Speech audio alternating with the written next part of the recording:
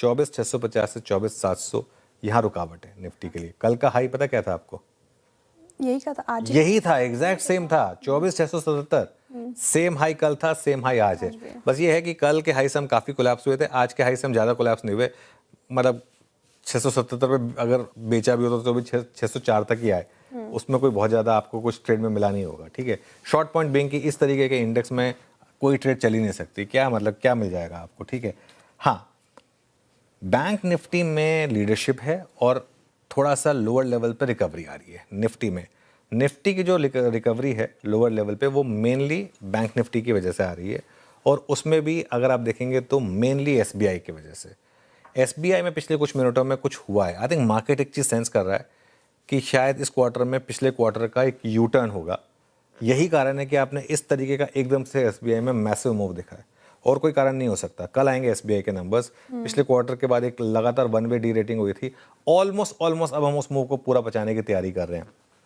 तो let's see, बड़ा breakout bank Nifty में 58,200 के ऊपर ही आएगा।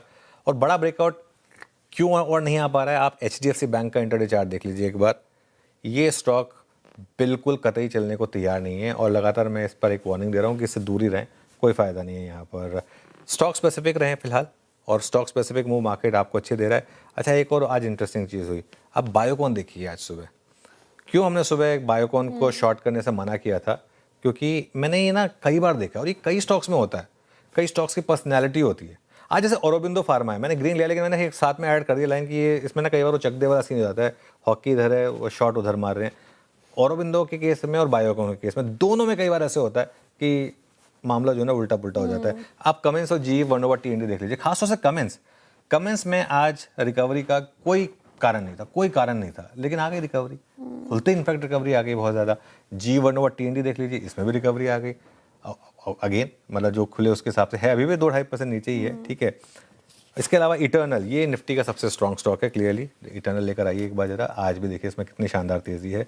जहाँ तक लेवल्स की बात है श्रेया, निफ्टी पर सपोर्ट रहेगा आपको 24,500 से 24,550 का, रेजिस्टेंस रहेगी 24,650 से 24,700।